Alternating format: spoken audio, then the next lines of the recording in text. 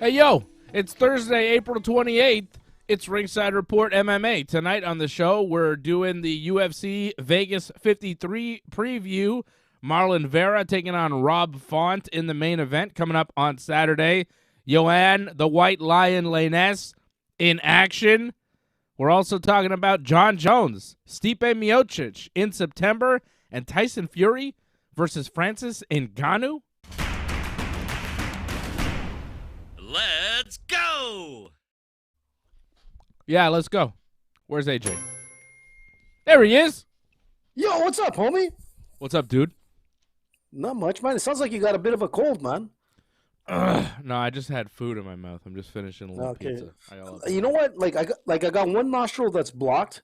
Yeah. Like, I'm all, like, nervous now, man. I'm like, man, I hope I don't got COVID again. Like, every time you get something that's out of, like, the ordinary, like a stuffed nose or a cough, man, I'm like, oh, no, not again, the test. That swab up the nose, man. It's not so bad. It wasn't I did that not good mind. for me, dude. I kind of Really? liked it. Fantastic. You did? Fantastic. What the hell was What that? the? I love it. Thank you, Leor.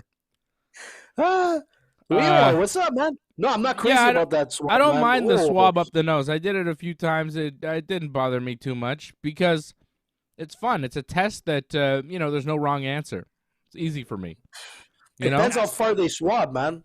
That's the thing. Like, maybe they went, like, nice and easy in your nose. For me, they went, like, so deep that I could feel my tonsils being tickled. I've never done it when somebody else swabs me. I've only done the home swab.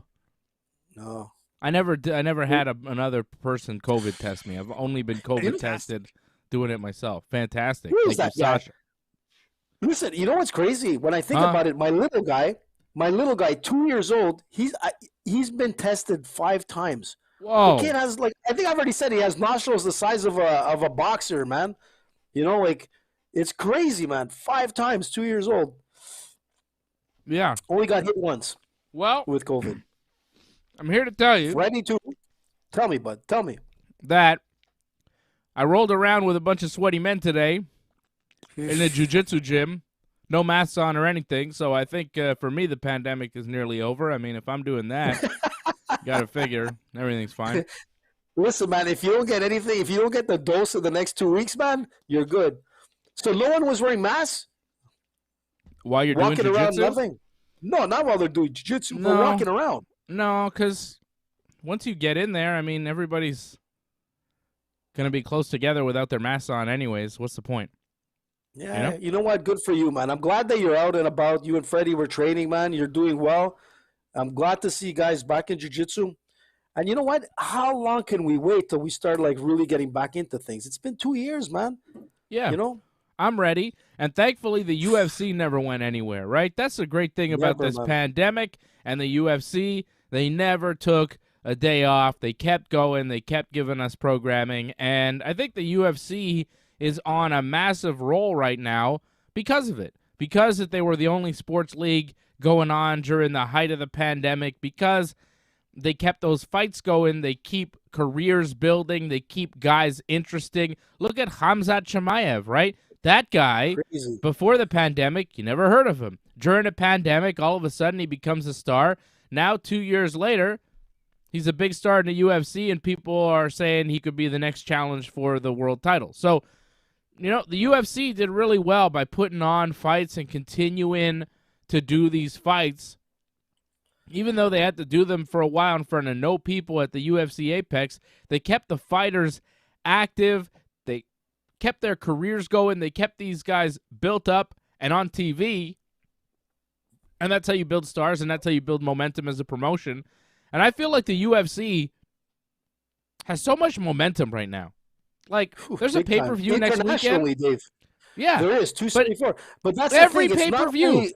Every pay-per-view is like WrestleMania these days for the UFC. Like, okay, you might not get the biggest names on whatever, but a lot of these pay-per-views, like the last pay-per-view I was a little like, on, right? The Piotr Jan, Aljamain, and then the main event was Volkanovski against Korean Zombie, and I didn't really see Korean Zombie as a legit threat and a legit main event, but Volkanovski, you know, he impressed, so it was fun. And, you know, of course, Khamzat fought as well. It was a great card. And even when on paper you look at it and you're like, usually these pay-per-views are just killing it, knocking out of the park. I can't remember the last time we watched a UFC pay-per-view and didn't love it. You know, the UFC is, it's on fire right now. It's just, it's killing it. And even these fight nights, it's fun every weekend. You know, the UFC is fun every weekend. They are on a roll right now, and I've been meaning to talk about it on this show. It's a great promotion. I watch a lot of pro wrestling. You know, I watch WWE and I watch AEW, and they build up and they have special events, and they're okay, you know? But the UFC's big events, the UFC's special events, massive. There's a buzz. It's exciting. It's fun. And you can gamble, which is always fun. We can gamble. And AJ, I can't believe we're over 5 minutes into the show, and you haven't mentioned that last week, once again, the Team AJ parlay came through. I can't believe you haven't thrown that out there, my man. Unbelievable. You are, the UFC's on a roll, and AJ is on a roll. You are on fire. What were your picks last week? You had Puelles, you had Andrade. Remember what I said Jourdain, Puelles, right? That was your pick, right? Puelles and Marc-Andre Barriault. Was that in your parlay too? No, you had a 3-fight parlay that won. No, I had a 5-fight parlay, and the only one that didn't come through was the Chase fight that got canceled, which is happening this weekend. Pretty sure it's a 4-fight parlay. It was 5. It was a Chase Sherman fight. No, I don't think you put Barriault in your parlay. Let me just make a double check. No, you had a 4-fight parlay. Andrade, I took Puelles. I took Charles Jourdain, and then I went with Romanov, but Romanov didn't fight. Didn't fight. Yeah, that was the one that went off. Yeah. I didn't take Barriault, but he won because I just wanted. Yeah, I did say that he would win, and I was pretty confident that he would take it. And man, did this guy perform? I mean, Charles Jourdain, man, holy smokes, man! This guy comes out and he is. Not only does he win. You know, not because he's like a hometown guy and we're going to be like, oh, no, we have to promote him. But honestly speaking, Charles Jourdain is a real entertaining guy. Win or lose, man. The guy is going to deliver. And Dana White loves him. The crowd loves him. He's great at talking. He's like so thankful to everyone. People love this guy, and there's a lot, and his following has gone up like through the roof, and it's only going to get better. I mean, we got an opportunity to have Charles Jourdain. We spoke to him live. The guy's a cool guy, you know, like he's been a cool guy ever since I seen him at the gym, being on the show, being like on the spotlight at the UFC. The kid delivers, man. He's super young. And he also has a brother that's just coming into the scene as well. So I'm telling you, man, the Jourdain brothers are like the Canadian version of the Diaz brothers, minus like the real fucked up aspect of it. But they have something that's really. They have like. Why you gotta knock the Diaz brothers to bring up the I love the Diaz Jourdain brothers, man. I'm just saying, like, there's not as much weed involved, but they've got that kind of like charisma, man. Like those I don't guys, know. They've got something. I think Charles smokes weed. Well, I'm sure they. Maybe he does. He looks like a guy not... who smokes weed. He's smoking weed. Come on. Everybody smokes weed these days. It's legal, AJ. It's legal in Canada. Right. Well, thanks to Trudeau, man. He probably does it. Everybody does it. You know Trudeau's doing it right now as we speak, watching our show. But I'm going to tell you something. Charles, if you're listening, let us know, man.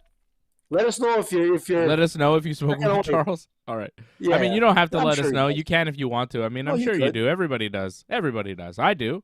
Yeah. I did today. It was great. I loved it. Well, yeah, when you go roll jiu-jitsu, man, chances are it's a possibility. But all to say, Dave, yes, if people went with it, it's 2 times. What happened there? Did I get stopped there? Yeah, you're good. You're good. Did I glitch? Just when I was saying my parlay was like coming in. Yeah, so you're killing it. Yeah, man. So 2 parlays, and they paid out like good money. Like I'm not sure what happened with the Chase fight, if that carried over the parlay win. But what happens in that parlay, if there's a fight that doesn't happen, it becomes it comes out of your parlay, and then your win is worth a little less. But that Romanov fight, he was such a huge favorite, so the payoff is really barely changed. But it's a little less than it would have had you added the other fight, right? But you still win your money. It's not like you lose anything. Right. No, and if I'm not mistaken, Dave, I think it was like around the 200 mark again. Like the payout was great on $20 bet. So if you want to win with us, yeah, it was close because the week before when I got the 5-fight parlay, it paid out $20, and I think the payout was around $240.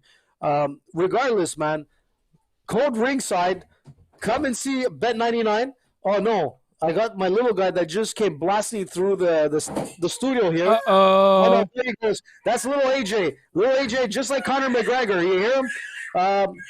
There he goes. You hear him, Dave? Way to go. Yeah. Way to go. Bye, bud. Stay good. What do you consider that boy? Is he? I probably should have this conversation with you off the show, but yeah, what the hell? Is he Artalian? Itmenian? What do you call it? No. He's Italian. Because he's half Armenian, half Italian, right? So he's like, what do you call that? Italian? You're the best. I knew it. I was gonna ask you that. I was like, what are you? You're half Armenian, half Italian. What are you? There you go, Italian. That's great. That's the answer I wanted. Listen, man, and you know what's funny is that's exactly what Fabio said to me. Like the same thing. Yeah. He's gonna be Italian. He's gonna be just as crazy as you. As you can see, my little guy, man. And this kid is like, listen. You don't understand what I had to do. So this room is closed, like our studio, virtual studio, since we're not in our YouTube studios. I have this door barricaded. I literally had a piece of, like this huge piece of furniture blocking the door because I was worried that the little guy was going to come blasting through. And I'm like, no, he can't get through there tonight. He still managed to push through like something that's 4 times bigger than him. This kid, man, he's going to be good in wrestling. I can see it.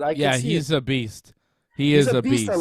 I'm telling you, man. Look, he's still trying to get in. So, like, you know. Good for him. Shout out to Caden. Man. He's the best. He's awesome. I love that guy. I love that guy. Just to protect myself from him. I can't wait to see what he's going to be like in like 4 or 5 years. He's going to be wild. Listen, man, he goes after his 12-year-old brother, man. We have to protect the 12-year-old from a 2-year-old. Go figure that. Is that insane? That's crazy. I'm not surprised, though. I'm not surprised knowing Caden. I'm not surprised at all. Amazing. Where were we at? We're back to the parlay, man. So code Ringside, man. Don't blow it, because if I don't win, Dave is going to win. If Dave doesn't win, Fred's going to win. One of us three will win, if not all three of us, man. And you know what? We've been bringing good money. Like, you started off the year, man, bringing in some serious money. Freddie cracked some good parlays. I've been cracking some good parlays. Yeah, we've been doing well. And the thing is, listen, I was so confident about Puelles. I seen this guy fighting, and I was like, I love Clay Guida. I didn't want to go against my Staliano, but I had no choice, man, because this Puelles, man, I saw his jiu-jitsu skills, and they were sick. Yeah, he's pretty good. Listen, man, he submitted Clay Guida. Well, you should have warned me, because he ruined my parlay, that guy. So I told you, man, remember? I mean, like, you said, but you say a lot of things. You're not always right, so it's hard to tell. Listen, man, I'm studying these things like as if I'm going into an operation, man. I'm studying everything on every fighter. I want to win, man. I got my crystal ball from Romania. I know. Things are working. That's it, man. Well, Fred and I were talking about you privately, and we were saying, like, I can't believe AJ's parlay won again. It's kind of crazy. What's going on with this guy? He's going to be, he's going to never, ever stop with this. He's going to be unbearable. And then, Fred's like, it makes sense. Like, AJ does a lot of research. He's always got pages and pages of notes. He's, like, more prepared than I am. And I'm like, yeah, I guess AJ sometimes is more prepared than I am, too, for the show. So it does make sense that you would get some picks correct every once in a while. It's just that it seemed so rare for so long that all of a sudden now it's a weird time for it to prop up. But, hey, here it comes popping up. AJ doing very well on the fight picks, and he's going to give you more winners this weekend, and I've got some winners for you this weekend. But I want to give a shout-out to not just Quebec, but the Quebec Guillotine Society of Charles-Aire Jourdain and Marc-Andre Barriault. I mean, Barriault getting the guillotine was impressive enough. Shocking, too, because Barriault is a guy who just – he throws hands, He's a power striker. He's there to knock you out. I thought he'd knock this guy out, but grabs a hold of his head and – chokes him out in 2 minutes, 36 seconds. And then Charles Jourdain, also a guy who likes to knock you out, but of course he's a black belt in jiu-jitsu. He's got very good jiu-jitsu skills. 2 minutes, 32 seconds, almost the same time in the first round, a guillotine. Back-to-back Quebec fighters in the UFC, fighting in back-to-back fights, both finishing with guillotine chokes in the very first round to win their fights. Like, what are the odds of that? Well, that was crazy. Dude. Quebec Killers, man. It was the Quebec Killers. They put on a performance, man. And you know what? The whole card was a jiu-jitsu clinic. Yeah. If you want to see what jiu-jitsu is all about, literally every fight other than the Macy Barber fight went into a submission, man. Everybody got submitted, and the guillotines were sick. I mean, it was just crazy, man. Amazing. And you know what? First round submissions, too. Slick stuff. Barriault with the guillotine. Jourdain with the guillotine. Puelles with the knee bar on Guida. This guy's crazy, man. This guy, he's knee barring everybody every day, all the time, because he just that's it. He just kind of flung into it, and you're like, what?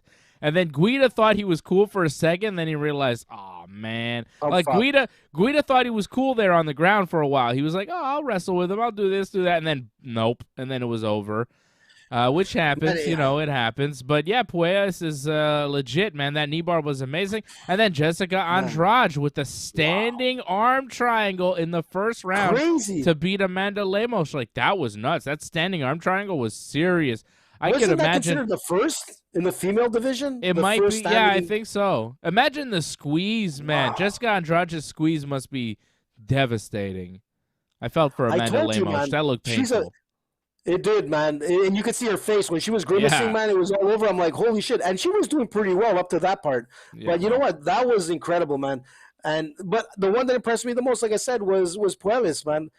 I just can't get over it. I wish I had leg locks like this guy.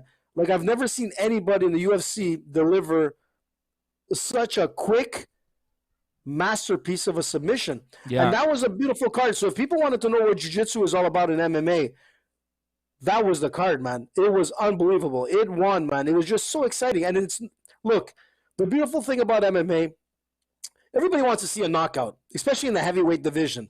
But when you see a slick submission, man, it's a work of art. There's no such thing as a lucky submission. There could be a lucky knockout. There could be a lucky, like, a head kick. The guy sort of like, we saw that with Anderson Silva. But, man, when it comes to a submission, it's really a chess match. You really got to be able to close that, and it's all step 1, step 2, Dave, all the way up to step 8 if you have to. But it was a beautiful card, and let's hope coming up for 274, not this weekend, which is the fight that we're going to talk about, but 274. Oh baby, which is so interesting. That card is WrestleMania times 10, man. Yeah, there's one crazy fight after another. They're going for the finale and fireworks. It's sick, and that's going to deliver. And it's interesting that you said about the UFC, because globally, there's no other sport that's growing faster than MMA. The UFC, they are racking in so many new viewers around the world. Not only in America, they were so strong in the US and whatnot. Canada was good, but you're looking over the last 5 years, 9 UFC events have got over 1 million pay-per-views. That's insane, and it's just getting bigger and bigger worldwide, man. It's insane. I'm watching shows in Italy, with my mom, and they're talking they're doing skits on Conor McGregor. It's not a joke, man. People are doing skits on these fighters, and they really admire them. But that's what I'm trying to get at, is that the name of Conor McGregor and all the other fighters, it could be Jon Jones, and we see a lot of skits. But I'm telling you, outside of the U.S. now, the UFC is growing like crazy. It's that's great, man. And you know what's interesting? Why not? Sorry. It's fun, man. No, it's so fun. Great. That's the thing. Every weekend I sit down. It's a Saturday night. I'm watching the UFC, and I'm loving it. I'm excited to watch the fights. I watch them for hours on end. I'm hyped about it. I have to see the main event. I have to stay till the end. I can't tell you how many shows that I watch these days, wrestling shows, right? And I'm just I don't want to stay till the end. I don't want to stay till the end. I'm bored. It's not fun, But sometimes it's interesting. Sometimes it's all right, but man, the UFC right now as a promotion is the best thing going today. There is nothing better than the UFC right now. Nothing. And you know what's interesting, Dave? I've been watching more and more WWE, AEW, because it's all right. I have the networks. They're entertaining. But when it comes back to the feedback that I see on Twitter, Elon Musk, buy us a Tesla, he's a big wrestling fan and MMA fan. So you know what? Elon Musk, man. There you go. I bought this for him. I'll give you one, AJ. Nice, man. You want one? Oh, yeah, man. You know what this is? We'll get him. Yeah. It's his. Wow, that's so awesome. It's a Cybertruck Hot Wheels. It's actually pretty damn dope. Damn, that's cool. Yeah, it's pretty cool. But what I'm getting at is that on these different chat forums or whatnot, there's so much negativity towards some of the wrestling shows where they're like, man, this sucks. I can't believe it. So I'm looking at this and I'm like, well, they better start changing the way you talk about things which make sense for a guy like myself who's not into wrestling some of your wrestling fans on your show. Yeah. But I do listen to them, and they've got to change the model. They've got to make it not as predictable. Make it more like as if it was a real combat in UFC without so much of the theatrics, which is great. I love theatrics, but when you tell me about wrestling, I remember Roddy Piper, Andre the Giant, Hogan, the Ultimate Warrior. I'll even go down to Mad Dog Vachon, when I used to, was one of my favorite wrestlers. These guys, man, made wrestling look like, holy shit, man. These guys are dangerous. Yeah. But, and when you get to the UFC where there's combat, they really got to survive on the cards. But the thing with the UFC, which is interesting, if it's not a fight night, okay, their prelims are so good that they carry the weight for a successful promotion. Yeah. Their prelims, people start their prelims at 7 o'clock or 6 o'clock in the evening till they get to the main card, which could either be at 9 or 10 o'clock, and then they finally do that card. So you have 10 to 12 fights. But let's not pretend that everybody's watching from the first fight to the main event. No. A lot of us are not, including our boy Fred, who's not here to defend himself and talk about it, but he would willingly admit that he's not watching all the fights. He's not even watching all the main events. He likes MMA, but he's not as hardcore crazy like us. I think you and me, AJ, we're hardcore crazy MMA fans. We love it, and we'll soak it up, and we'll watch it from the first fight to the last fight, and we'll be there all night. And That's how some of But us that's are. the- Some of us are super hardcore. Some of us are a little bit more casual. But what's the beautiful thing about it, Dave, is that even if you don't watch the whole card, like us hardcore guys, if you just tune into like the UFC when it's a fight night, which is free, or the prelims to a pay-per-view, which is free, you'll just tune in, and people do. Man, they can't walk away without looking at an actual fight. It's there's so much entertainment into it that it'll actually like sort of make you want to see more. And that's the thing with the UFC. It drives Well, people. Makes you Like, want to see more. Not everybody. There are Not some people that everybody. don't like it. Some people have seen UFC, okay?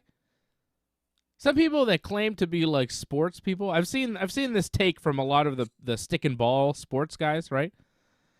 The sports people that are watching the NFL draft tonight, they're watching, children get a jersey, basically. That's what they're getting. They're watching children get jerseys. Those NFL draft nerds, those people, some of them don't like UFC. They see it and they don't even like it.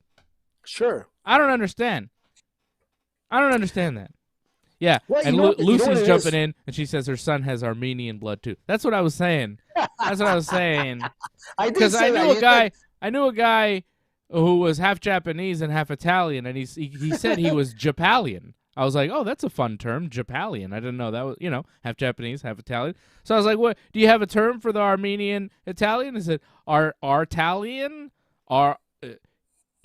Itamenian? What? I was one. Armitalian? There you go. That's a good one, Angelo. Angelo Contagone is dropping one in. What did he So say? he said Armitalian. Armitalian? That's pretty good. That's a good one, Angelo. I like that. So, I'm just saying. I'm just throwing it out there, AJ. But I don't know if Lucy was watching the show before, but I guess she was, I don't Yeah. know how she I did go- it with that crazy I go- kid going wild, man. AJ, what's it called? Half Armenian, half Italian. AJ goes, Italian. It's like, no, it's not. That's not it. Andrew Dice Clay, man, right to the Yeah, that's a good one. the cojones. But man, yeah, you know what? Look, Angelo's on. Angelo is he watches like MMA and whatnot, but he's more hardcore, I think, into pro wrestling. Well, he's a hardcore MMA guy, but he's not like us. Like, we are obsessed. We are into it more than the average person, right? Like, we do jiu-jitsu. We are watching all the fights. We're talking about this fight on a Thursday night. You know what I mean? Like, we're more into it than the average, and that's why we have this show, because, hey, guys, we're super into it. We're enthusiastic. We are fans, and we are, we're martial arts people. It's what we do. It's what we like.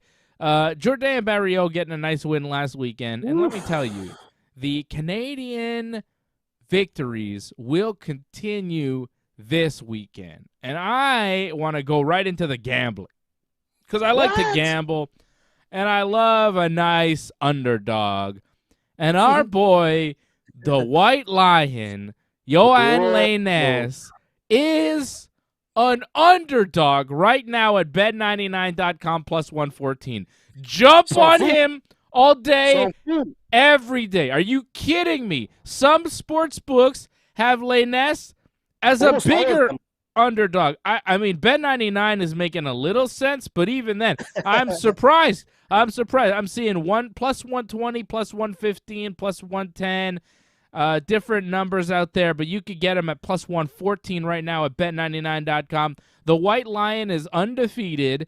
He is a killer on the feet. Killer. Just unbelievable knockout power. He can take a punch, and don't mess with him on the ground. He's got great wrestling, great jiu-jitsu, and his coach is the great and legendary Lee Villeneuve, who is a guy The that beast. AJ knows very well, and I am very fond of. I think he is an incredible man, an incredible athlete, just a legend of Brazilian jiu-jitsu, especially here in Montreal and in Canada.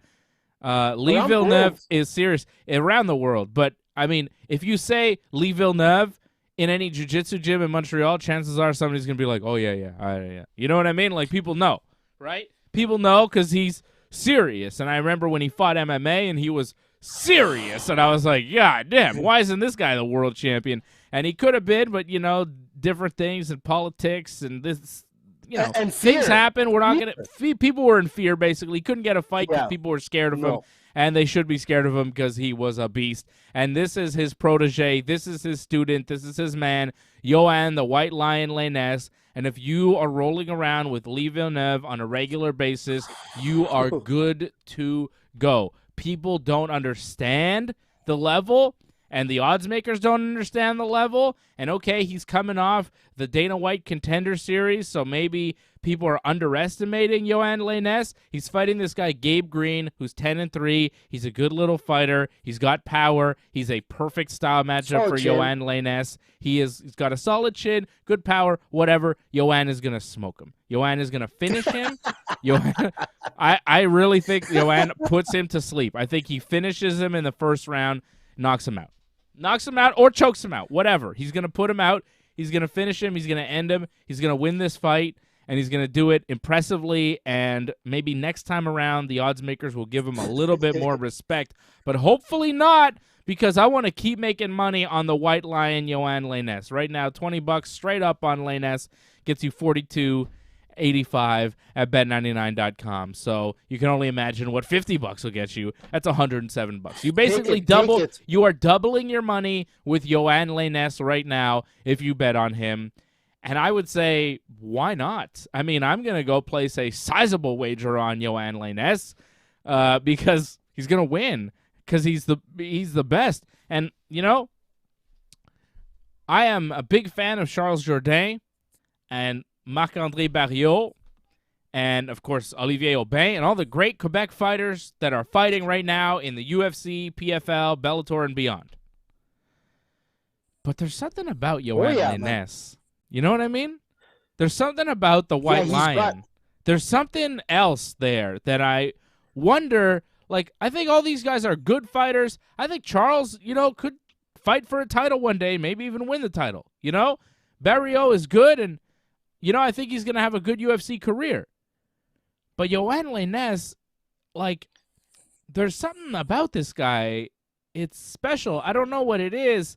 And I'm interested in seeing how far he can progress, because I wonder, he's undefeated, trains with Lee Villeneuve, he's a beast, he's in great shape, hits like a truck. How far is this guy going to go? There's something about this guy that makes me really excited about his future. He's a hell of a talent. I'm a big fan, and I think he's going to smash this Gabe Green on Saturday. I'm very excited. I think Jourdain is great. I think Barriault is great. But, if you were to ask me of the current class of, Quebec superstars, who has the best shot of being the next GSP, I'd say Yohan Lainesse. I would. Yeah, there's something really special about this guy. The way he stands out, the way he carries himself. I mean, all our Quebec athletes that are out in, the big shows are great ambassadors to martial arts.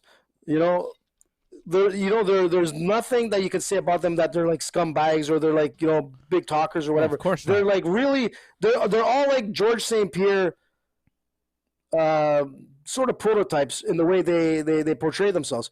But the Lainesse, man, I'm telling you, this kid, man, is unbelievable. And I look at the odds makers, and everybody has green. Everybody. And they talk about the crazy power of Lainesse, but they don't really know him, and they don't know much about his team. They don't know much about his coach and the background. The coach himself could probably get in there and smash Green. I can assure you that. Oh, for sure. Leave him in, and probably eat him like for breakfast. Yeah. But that's the problem. So when you're training with a guy like Lee Villeneuve, Lainesse has to be super good to be able to give Lee a hard time. And what people forget, especially the bookmakers and the people that don't understand this guy from the beginning, listen, we called Cyril Gane because we saw him fight here in Quebec, and we knew that this guy had the talent to make it to a title match. We predicted that years before anybody, before Sarah, before Bisping, before you name it. I don't care who it is, Rogan. We called it. And this is the same thing with Yohan. Yohan has something that is incredible. He's a full-rounded athlete. And the thing that's crazy is that I keep looking at the odd makers, and they're like, okay, he has a very sort of wild kind of striking game and whatever. I'm like, this guy here has his own Muay Thai and kickboxing school style that the guy just in the game of Muay Thai or kickboxing, super dangerous. Right now, his wrestling game is sick. Sick. This guy's a killer. And his jiu-jitsu game is ridiculous. But the thing that really freaks me out is that he has a focus like a real lion, man. He's going in there, and he wants to not only put on a great show, he wants to end it, man. And he wants to, I don't want to say kill because I don't want to use that word, but in a sense, he does, man. This guy has no fear. He's got something to prove. Right, Dave. He's got something to prove. I watched his fight. I watched his fight with Justin Burlinson, the guy that he fought to get into the UFC on the Dana White Contender Series. Okay, crazy. And this guy Burlinson, you could tell Michael Bisping was on commentary. This guy Burlinson was a British fighter, and Bisping thought that this guy was going to win. Burlinson, right? He was like, "Oh, Burlinson, he's so good. He's so crisp. Lainesse, he's wild. He's got power, but he's wild, and he's not gonna and he's gonna try and wrestle with him, but he's gonna watch and he's gonna have problems with the jiu-jitsu of Burlinson and all this stuff about how great Burlinson was." And then a minute and a half later, Burlinson gets knocked unconscious, right? So people are disrespecting Lainesse. And then as soon as Lainesse knocks this guy unconscious, he goes, "Where's Dana White? Where's Dana White?" He runs over to Dana White, and he goes, "Yeah, you see that, Dana? I'm the Canadian." And he's got, he's a French guy, so he's got, he's like, English isn't his first language, but you get the sentiment. I'm the Canadian. I'm the guy from Canada that you need to be looking at. It's me. C'est moi. It's exactly. And I'm looking forward to what he does, man. Lainesse, the White Lion. I'm very excited to see what he does in his UFC career, and I think he smashes Gabe Green on Saturday. I could not believe that Lainesse was an underdog. I couldn't believe it. Well, that's great. And you know what happens is that a lot of these odds makers, I mean, there's so many fights going on with so many people worldwide. They don't really know, like, some of these fighters on the local scene and moving up from the local scene to the professional ranks, to the big shows. They don't see that progression. They haven't seen these guys fight live. They haven't seen, so they're just going to go based on stats and whatever. But let me tell you, man, this is probably like the fight where, like you said, Dave, $20 doubles up your money.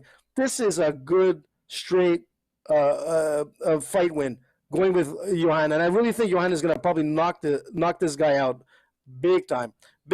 And you look at him like, overall, man, he's 6'1", Gabe Green 5'10", but he has a 3-inch reach over Gabe Green. Man, I mean, that 3-inch reach is going to be like, it's going to be a nightmare for Gabe Green. And you know what? Maybe he's listening to us. It's going to be so bad. Man, I hope you prepared yourself to fight the White Lion, because he's coming in, and he's going to come in to maul you, man. And I'm happy for Lee Villeneuve, because Lee Villeneuve deserves the credit that he didn't get through. Like, we always talked about this in the past, through the professional, fighting ranks, because I think, him and, George was number one, but Lee Villeneuve, man, to some people, they were saying he was the number one. Well, so, Lee was at the wrong gym. He was right. That's what. Well, not for him, but for the scene at the time. If you were at a certain gym, you got a lot of the promotion. Okay, let's just call it what it is.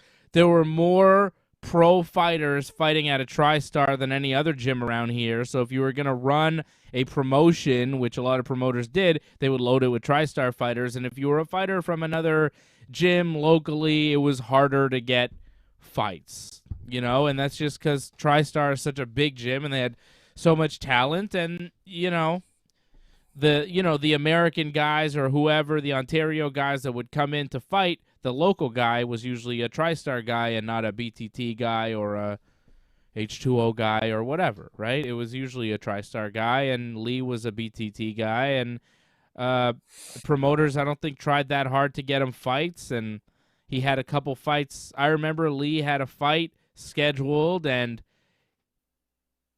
it was going to pay him maybe $500, and it was scheduled, and he took time off work, and he didn't, like, he's a stunt man professionally, right? So he took time off. He didn't take a movie where he's making good money to take shit money to have this fight.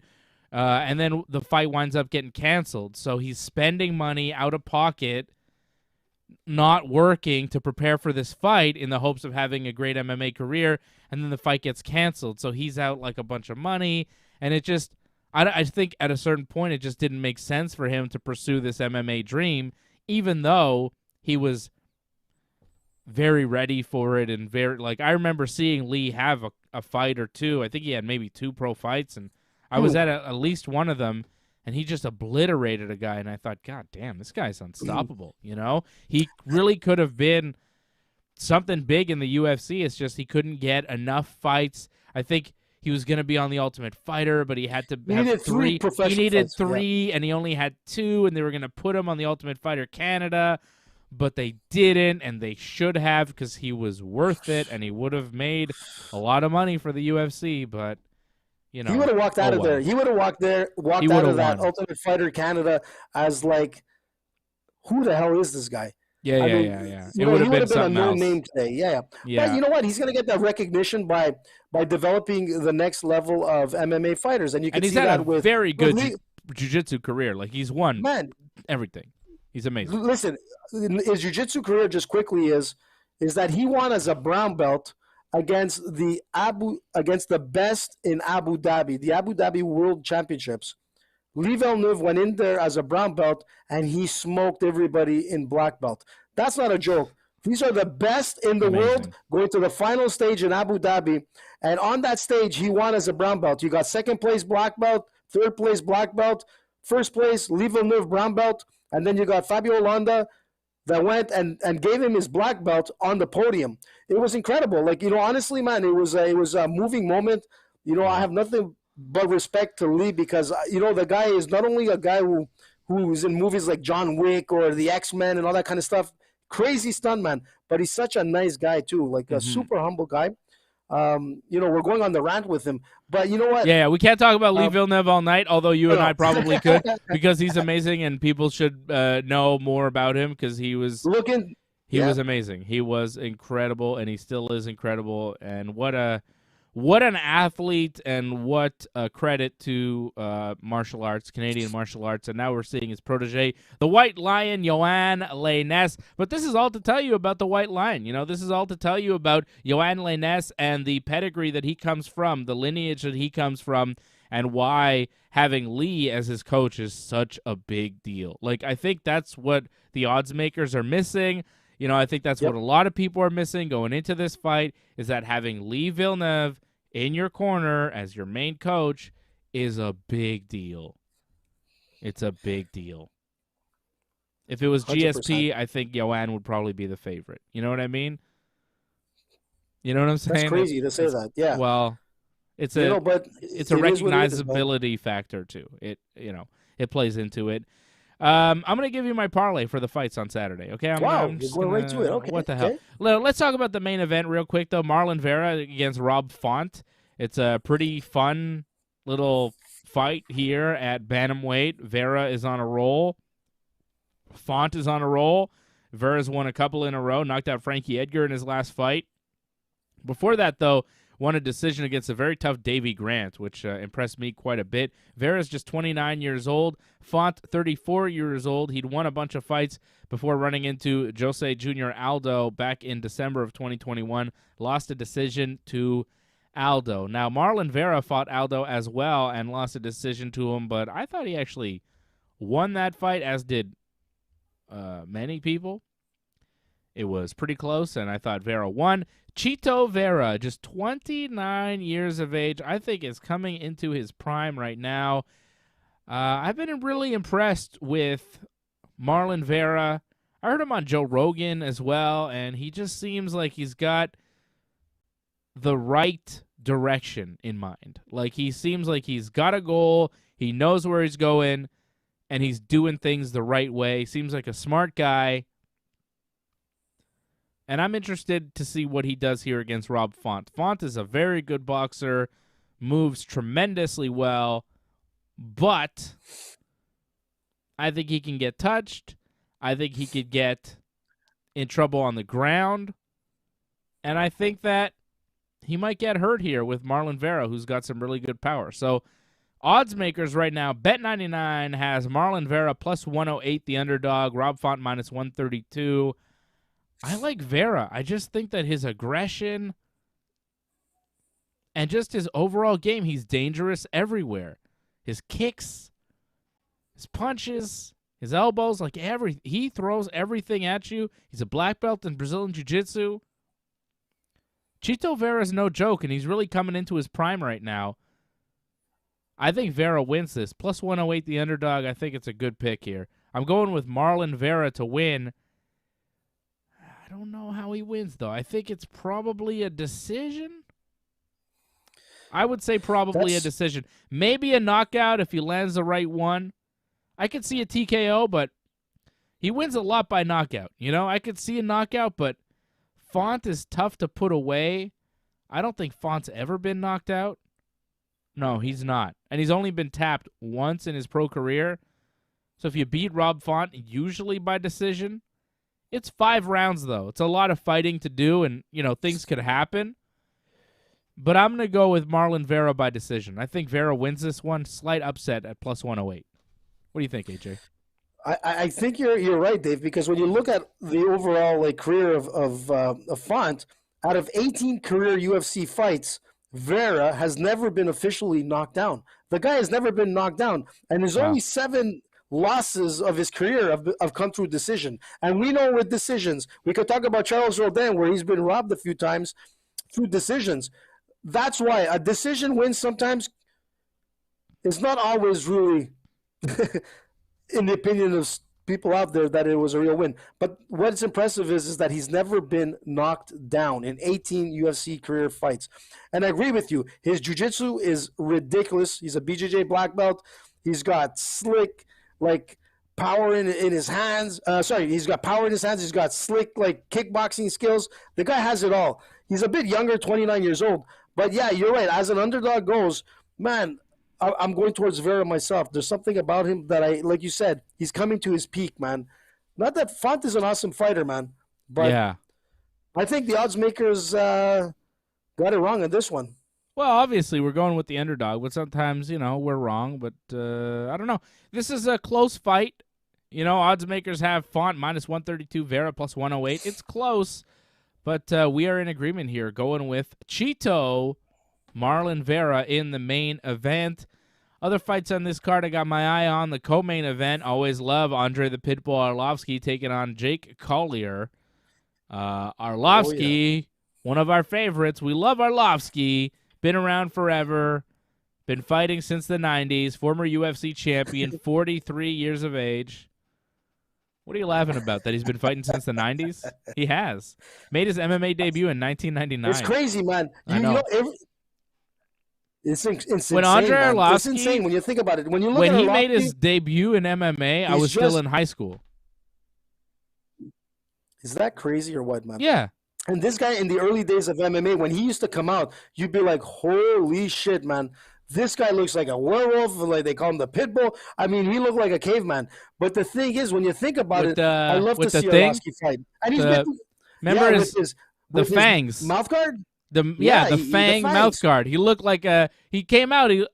Man, when I first saw Andre Arlovsky and he was fighting Tim Sylvia and he had that fang mouth guard, I was like, what is this guy? Some kind of Dracula fighter? Like, what is this? What's going on here? I thought it was some sort of vampire. It was crazy. But he's still there, man. He's a vampire, man. He's going to win, Think about too. it. He's got to be a vampire. But you know what? That's the beautiful thing about seeing Arlovsky fight. It brings you back to the old classic days. He's still there. He's still fighting, and he's still making it exciting. And if he wins on Saturday night, that's 4 fights in a row, man. 4 fights that he can win, and he could do it against Collier. I think I don't see how Jake is going to be able to beat Arlovsky. No way. Arlovsky is just looking good. He's 43, man. He's getting that late stage mature strength. He's still got a couple of years left in him, and I think he's gonna do it on Saturday. He's such a good boxer, Arlovsky. He moves so well. Still, his boxing is just so crisp, so technical. He doesn't look to knock you out. He's not winging punches. Everything he throws is just to the point. It's correct. It's nice looking. You know, like he's got a very beautiful style in there. And if he can do what he does, which is just kind of move around the octagon, land his punches, not get hit too much, he's going to win this fight, and it should be with ease. I think that Arlovski beats Jake Collier easily. I don't think he finishes him, but he might wind up knocking him out. He really might. Collier's been knocked out a few times. He's not that great. I'm surprised, actually, that Arlovski is only minus 143 the favorite, Collier plus 116 the underdog. I would go with Arlovski as a much heavier favorite here. I don't think Collier has a shot. I'm going with Arlovski in a major way. Vera, Arlovski, and Lainesse. Let's go. This is what we're going to do here. That's a Team Dave parlay. What's up, George? What's up, George? Georgie. Where you at, George? Where you at, George? What do you got for a parlay this weekend, George? You better be taking our boy Yohan Lainesse. Plus 114, Lainesse.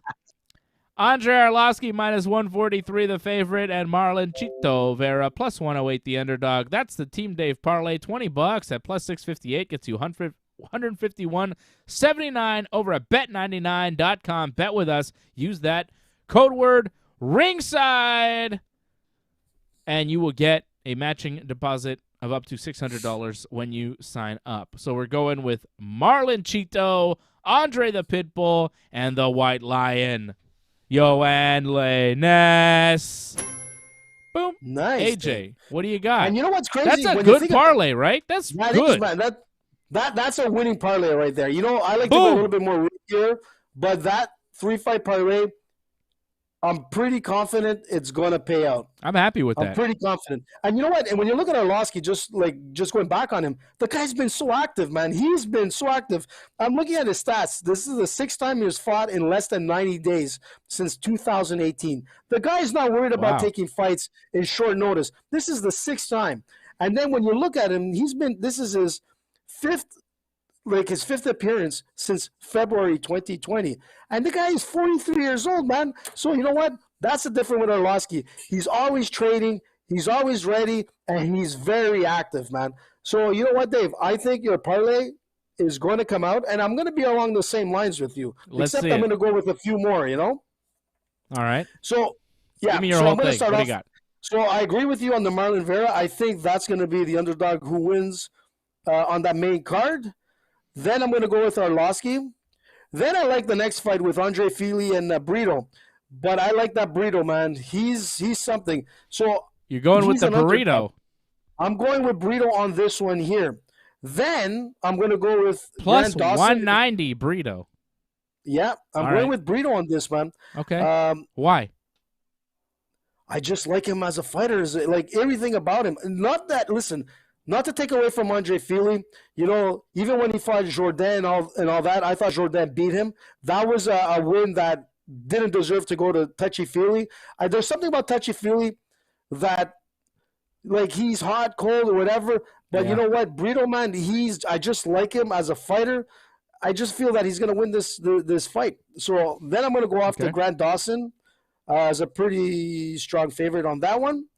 And then I'm going to go with Jotko if that fight doesn't get canceled. Why would it? Is it gonna? You never know, man. There's always one fight there or two fights that get canceled. You know, Christoph Jotko over Gerald Mearshart. Jotko minus 172, the favorite there. Okay. And then I'm going to start the night off with my man, Yohan Lainesse. Yeah. But just before that, Dave, you know what? Just because I put him into my parlay last week, I'm so confident that he's going to win this week. Yeah. Romanov. He's a minus, I don't know what he is, but he was at minus 2,500. He's minus 2,000. Minus 2,000 right now on bet99.com. I mean, that's just throw him into your parlay just for just a couple few dollars, you know, but you know what? You're not going with my man Natan Levy from Israel. Oh, yeah, Natan Levy is on that fight. Hey, that guy's impressive, man. I like Natan. Yeah, he is. He's the first Israeli fighter in the UFC. No, Very he's not. Impressive. No, he's not. I thought he was the first. Noad Lahat. Wasn't he in UFC, Noad Lahat? I really thought Levy was the first. But No, Noad was the first. Noad Lahat fought in the UFC back in 2014 and 2016. I believe second Israeli to ever fight in the UFC. Oh, Noad was the second Israeli to ever fight in the UFC. So who was the first? So from Israel? yeah, well, it's not Natan, and it's not Noad, so I don't know. Wow. And then I look who's the first Israeli fighter to fight in UFC, and I get Israel Adesanya. No, not Haim Ghazali. The Israeli Batman is an Israeli mixed martial artist, 48 years old. He fought in the UFC. What year? It must have been in the early days, when they used to do the tournament fighting. I don't know. I'm not seeing him ever having fought in the UFC, so maybe it must have been before 2000, before the takeover. I don't know. I'm going to say it's Noad Lahat. I'm giving him the first, even though Wikipedia says he's the second. Anyways, Team AJ Parlay. Let's forget about the Israeli fighters and the history of Israelis in the UFC because it's a pretty short history. 3, 4, all right, 5. I got AJ, a fight. Your parlay is massive. Marlon Vera plus 108, Andre Arlovsky minus 143, Joe Anderson Brito plus 190. That's a big underdog there. That's a big one. If that comes through for you, AJ, you could be rolling real smooth. Grant Dawson minus 186. The Jot, Christoph Jotko minus 172. The White Lion, Yohan Lainesse plus 114. And Alexander Romanov minus 2,000. $20 gets you. You ready for this? What? Let's see. $1,125.97 with Team AJ. That is a pretty good payoff on $20. Let me tell you. You put how much was it? Would that be for like $100? You'd be rich. $5,000, basically a millionaire with that. Man. Unbelievable. Listen, man, it's look. Team AJ. Let's go it again. Romanov, Lainesse, Jutko, Dawson, Brito, Arlovsky, and Cheeto. 7 fight parlay. That's 7. He's 7, yeah, with Romanov. Listen, man, Brito's the only one. But if that comes through, man, I'm pretty confident with the rest. I hope you win, AJ. Angelo says, does AJ have another willing parlay in him? We'll see, Angelo. I hope he does. I hope I have a winning parlay in me, too. I give you a 3-fight parlay. It feels like it'll win. If that parlay wins, that's 3 out of 7 for AJ's parlay, so maybe AJ will win, too. Hey, I might put $5 on your parlay, AJ, just to see, $20 to win 1,000? That's pretty good. Listen, man, you know what? Look. These are the type of parlays, man, where, like, the underdogs can pull it off. This is a night that it can happen, and usually it happens on the fight nights. Fight nights always, can deliver some good money. There's always something crazy that happens. But you know what? Most of those picks that I have, I think will come out. I mean, we've got Marlon Vera as an underdog. I've got Brito as an underdog. Yeah, Brito, I'm not sure. That's what I'm worried about. But if Brito could pull it off, I mean, Arlovsky, Arlovsky's good. I think Cheeto is good. I know Lainesse is good. Lainesse, I'm going to put heavy on, just solo on Lainesse. I'm going hard on Lainesse on Saturday. I'm going to put all my money on Lainesse. So if he loses, man, don't come talk to me on Sunday. I don't want to hear it. All right, stay away from me. All right, AJ, we're running short on time here. We got to go. I got kids. Man. We got kids. You got kids. Tyson Fury, man. I know. Well, that's it. We got to kind of run through some topics that we haven't got to yet. I want to talk about Jon Jones real quick. He says he's going to wait for Stipe Miocic to be ready in September for a fight. Apparently, Stipe not ready to fight, but he will be in September. And that's the fight that Jon Jones wants. Jon Jones is, for a while there, was like, I only want to fight a champion. I only want to da-da-da. But now he's like, I will wait to fight him in September. He's the greatest of all time at heavyweight, so it'll be an honor to fight him. And Jon Jones seems to be down with the program, and I think we're going to get Jon Jones at heavyweight against Stipe Miocic in September of this year. Holy shit. I think it might happen in Toronto, too. There's rumors there's rumors of a Toronto UFC card in the fall, and Jon Jones. Go there. I've seen Jon Jones fight in Toronto several times. Saw him beat Vitor there. Saw him beat Machida there. Saw him beat Gustafsson there.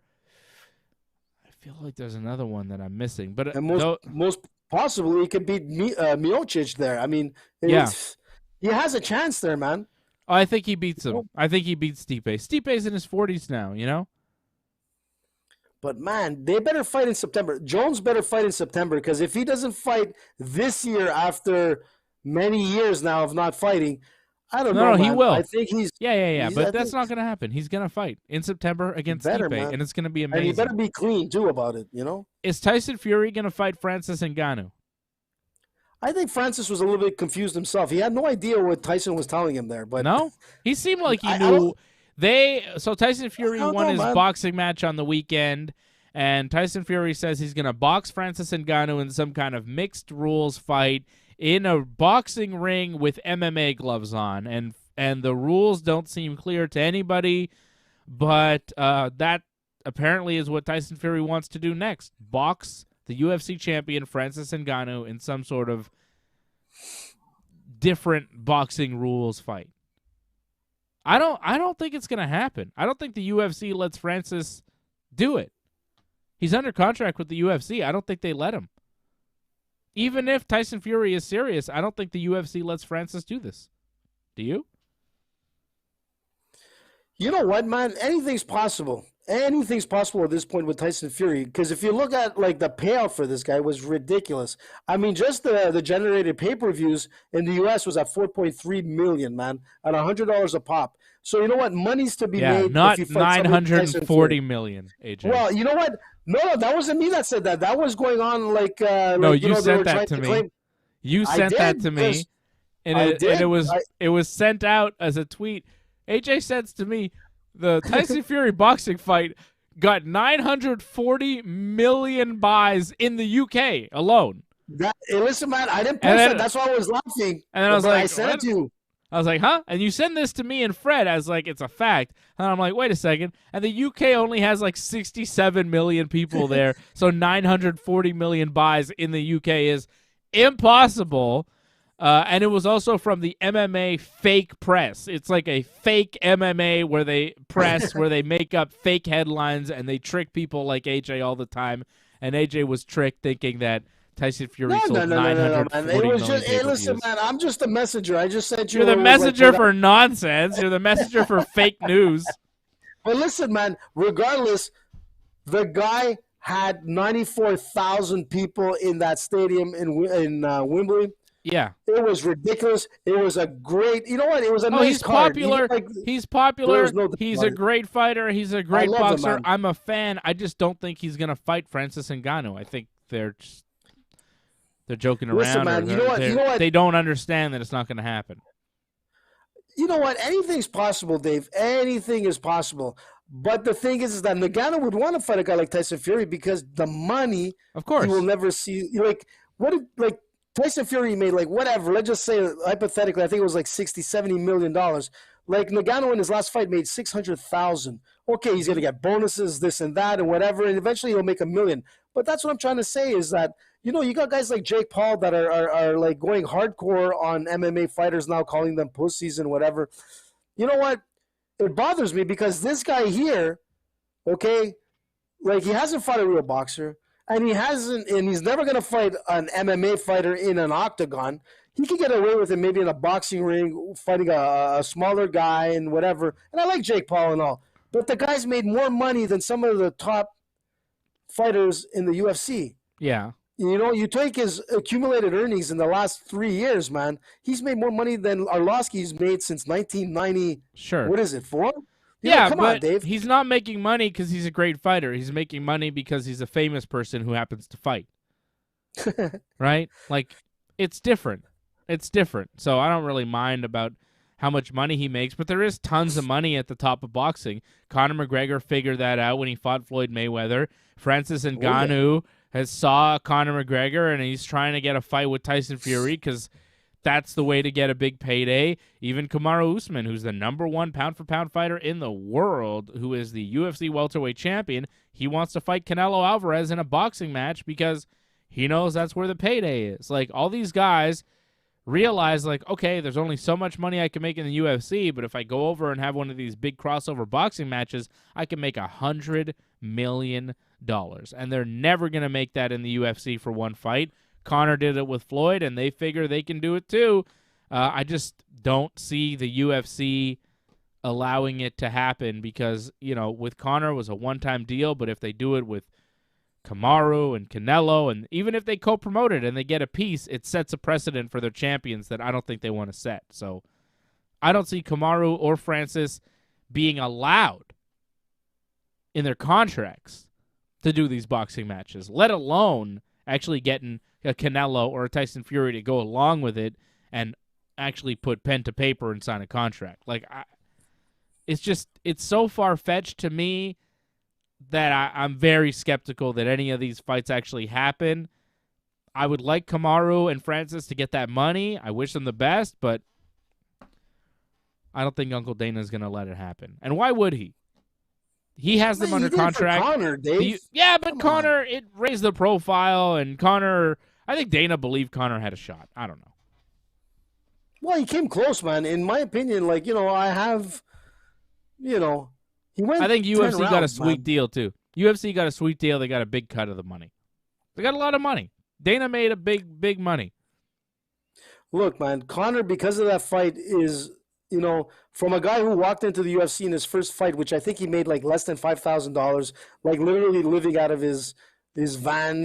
Like he had creditors up his ass. The whole 9 yards. The guy was eating hot dogs like almost every day. But the thing is that what's wrong with that? Hot dogs are delicious.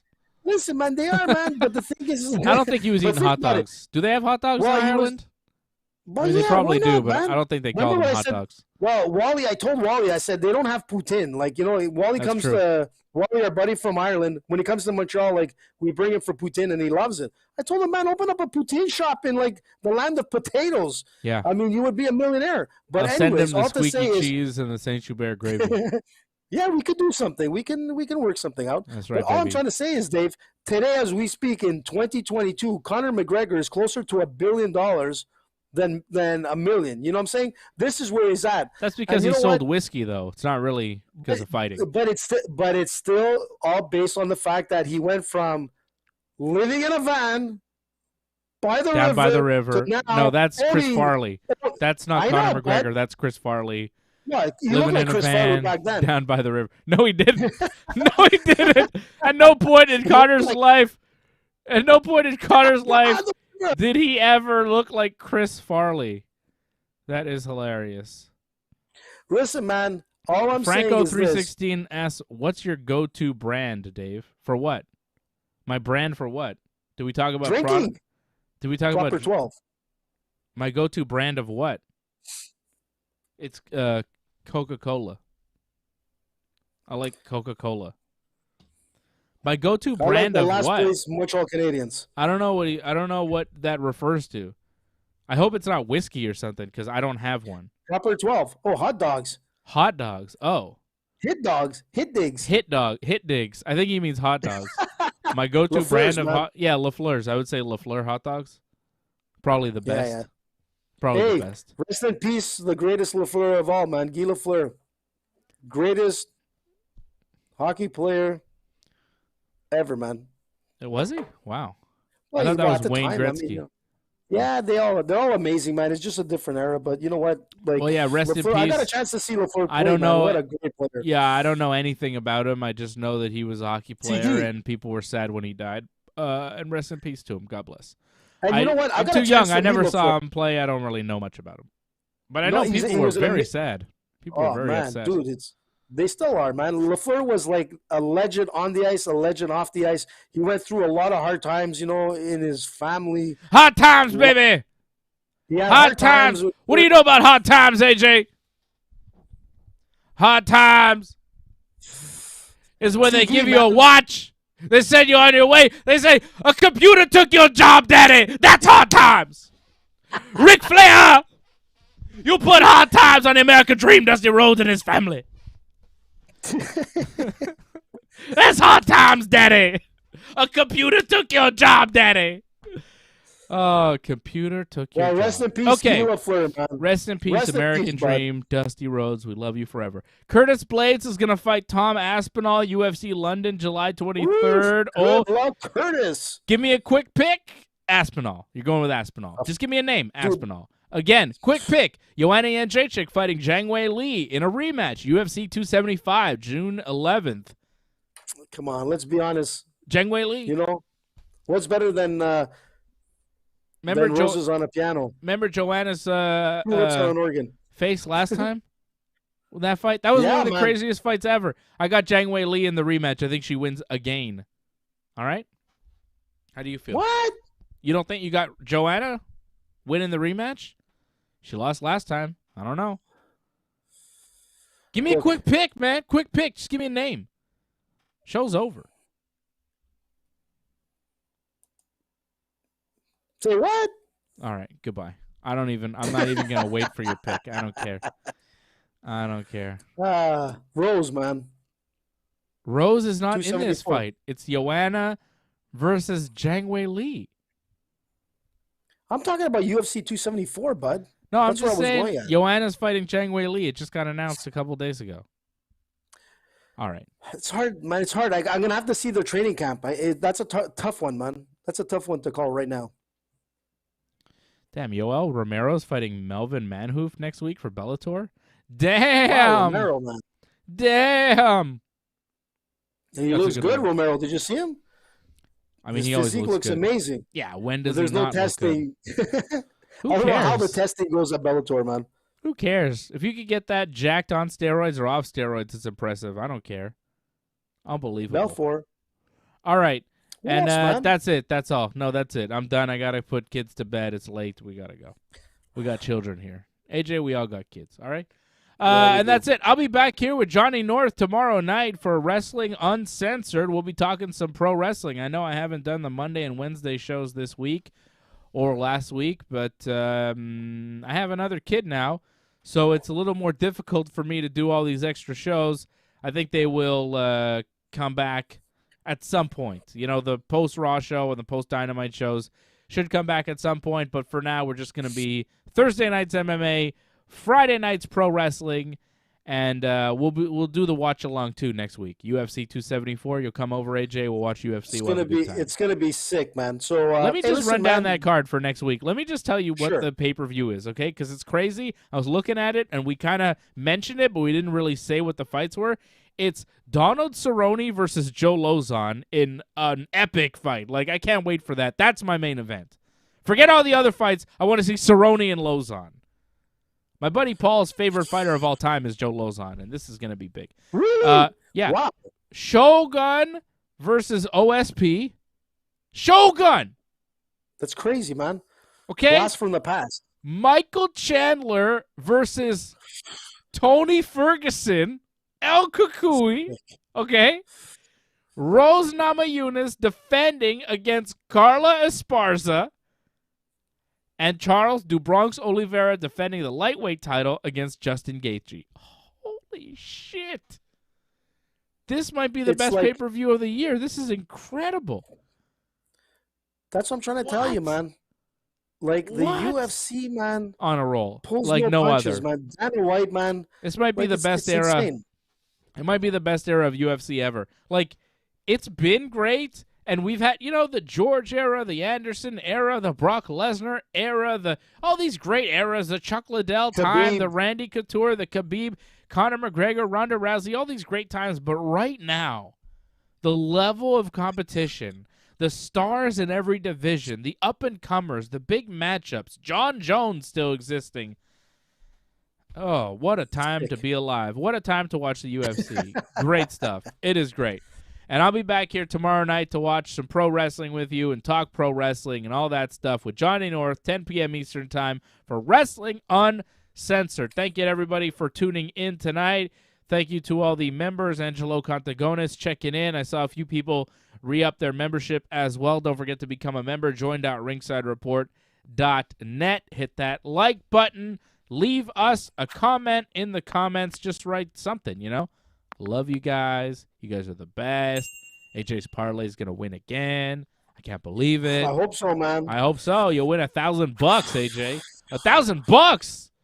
You're rich, baby. Rich. Okay. Connor Rich. Yeah, you wish. One day. One In day. the early days of Connor. Yeah. And Angelo Catagonis dropping the super chat. He's the super chat leader of the night. There you go. Thank you, Angelo. Thanks, Angelo. And thank you, everybody else, for tuning in. We love you. And I'll see you again tomorrow night with Johnny North. And AJ will see you again next week for the big UFC 274 preview show. And then we'll be doing the UFC 274 watch-along next week, too. So that'll be fun. Big week next week in MMA. And let's go, Yohan, Lainesse this weekend. Let's go! Please join in and give your support to Ringside Report Network. We've been providing expert coverage and commentary on both pro wrestling and MMA for over 15 years. Go to ringsidereport.net/support to find out more ways to support the channel.